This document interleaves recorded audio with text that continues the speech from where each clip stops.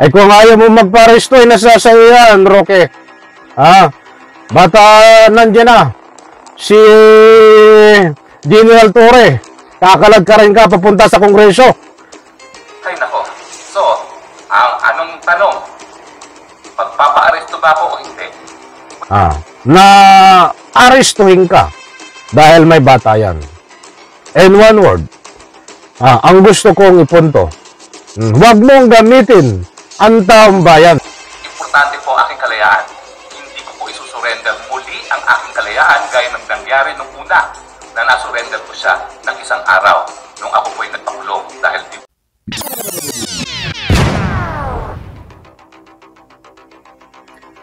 Alright, welcome back to my YouTube channel. I'm Andy's Vlog. Nako, ito, gusto ko pong ibahagi sa inyo itong pinadalang video ni Attorney Harry Roque buhat sa kanyang pinagtataguan. Nako, ay matindi ho ito. May kasamang pagbabanta. At siyempre, ito isang malaking kalukuhan na ginagamit ni Attorney Harry Roque. Ang taong bayan, ikaw at ako. Taong bayan, nako. Wag ho kayong aalis. Ibabagi ko po sa inyo ang video na ito. Buhat sa tunnel. Tunnel nga ba?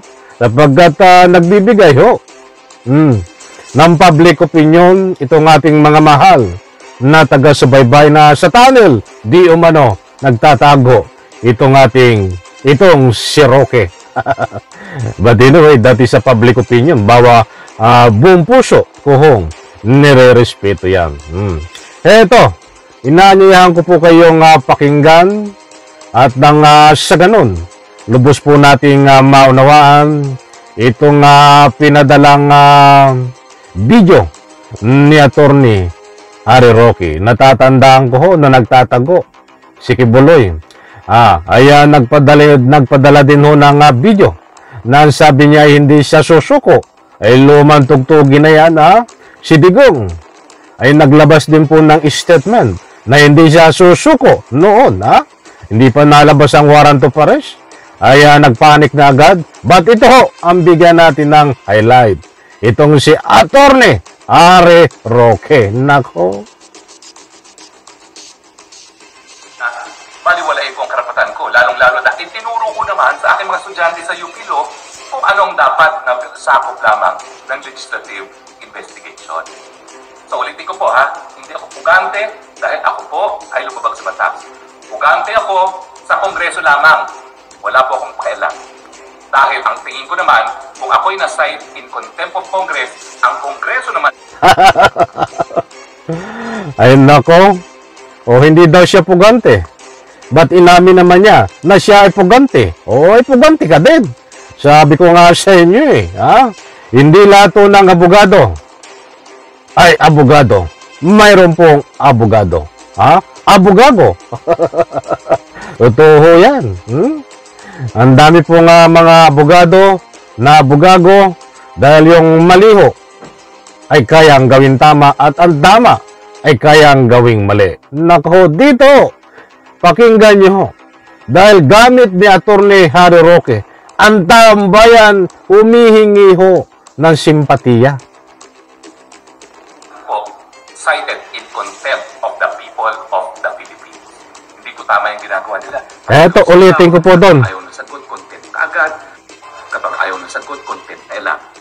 Dahil ang tingin ko naman, kung ako'y na-cite in contempt of Congress, ang Kongreso naman po, cited in contempt of the people of the Philippines. Hindi po tama yung ginagawa nila. Pasigaw-sigaw, kapag ayaw na sagot, contempt kaagad. Nagpa-power tripping na po sila. Maliwanag po mga kaibigan.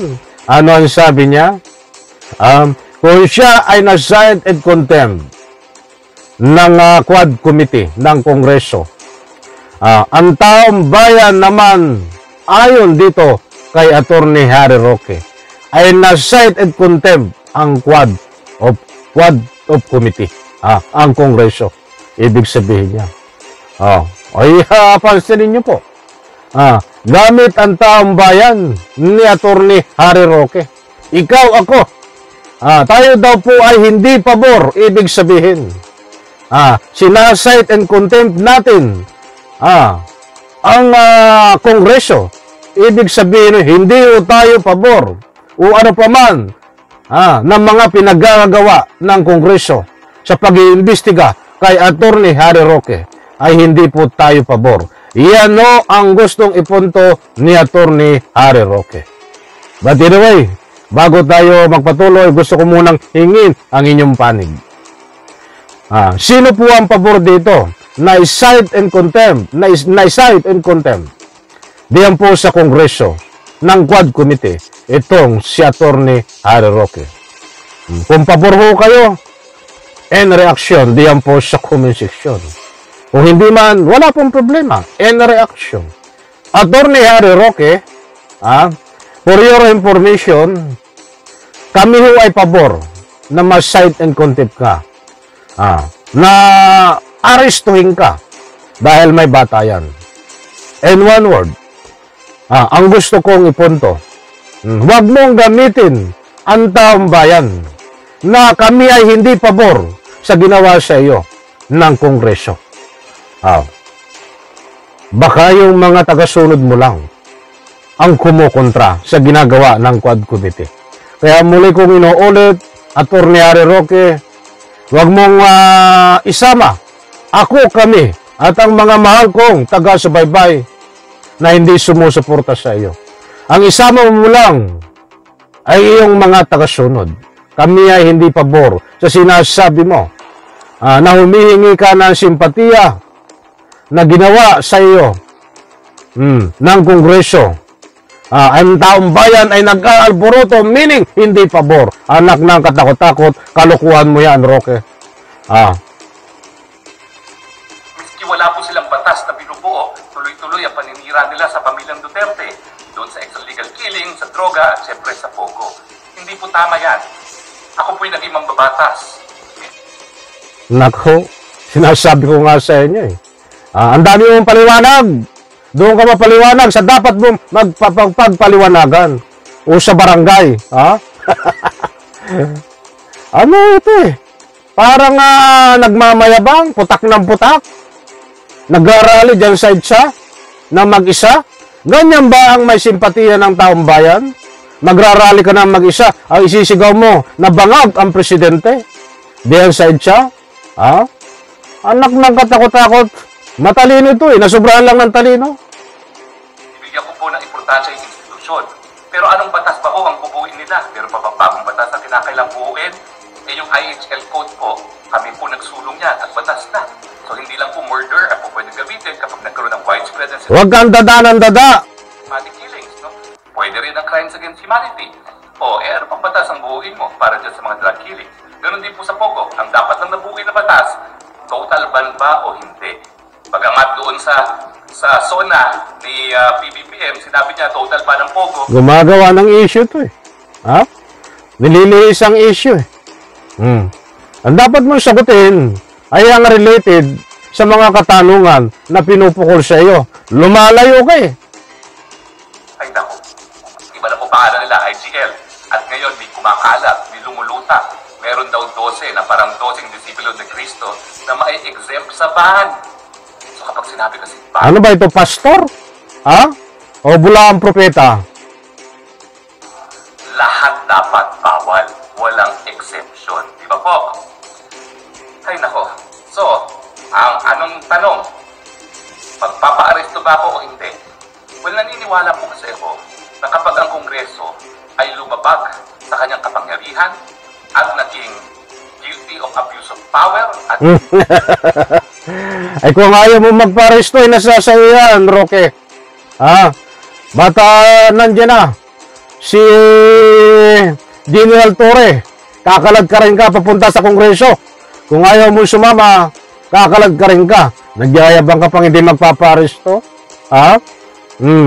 Nako, binabaliktad pa ang Quad Committee na pinapalabas niya na puro kalukuhan. Ikaw ang kalukuhan ng ginagawa. Simpleng dokumento. Ayaw mong ibigay dahil wala kang ma-produce na mga dokumento. Oh, yung mga pinagsasabi mo sa Senate hearing, ay hindi mo kayang suportahan ng mga dokumento. That's why hindi ka maka-attend ng anniversary na Senate hearing, ng hearing diyan sa Kongreso. Sorry, hindi po Senate hearing. Nagkamali ako doon. Hindi ka maka-attend ng hearing diyan sa Quad Committee. Dahil wala kang, hindi mo mapatunayan ang una mong salaysay na nagbinta ka ng lupa doon galing yung pera. Wala kang ma-produce na dokumento. At marami pang iba na hindi mo mabigyan ng supporting dokumento. Ba't mabigyan mo ng supporting daldal? Ngawa ng ngawa, putak ng putak, na parang babaeng putak ng putak. Grave abuse of discretion amounting to lack of jurisdiction, illegal po ang kanilang order.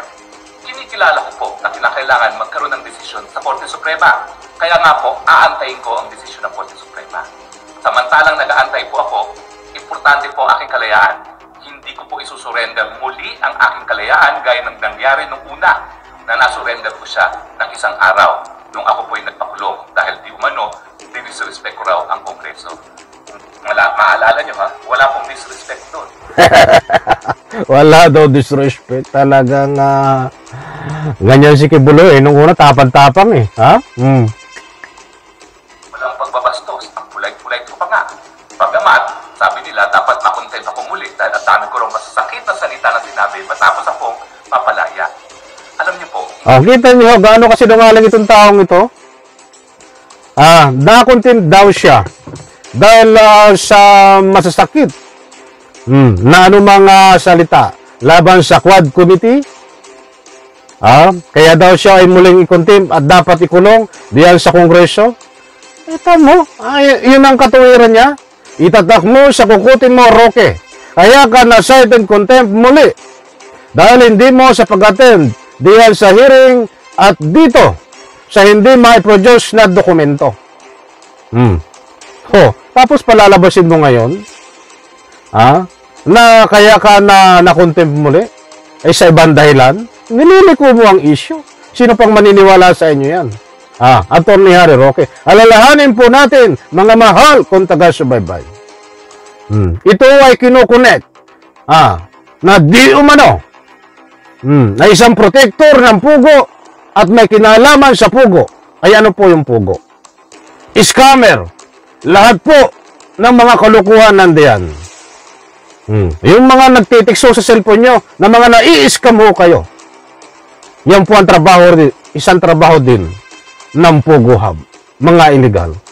Pangalawa, wanted person na nagtatago diyan sa sarili niyang bahay na taga-China.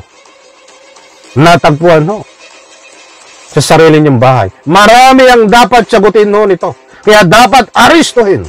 Ikulong ito. Kung ayaw sumama, kalag ka rin papunta diyan sa Kongreso upang ikulong. Okay? Naubusan na po tayo ng oras. Maraming salamat. Bigyan po natin ng parto. Diyan sa comment section, ninanyayahan ko po kayong magbigay ng anumang public opinion. Sa lahat po ng hindi pa nakasubscribe, please subscribe my YouTube channel. Isang like ko sa video na ito. Bye-bye, palakpakan.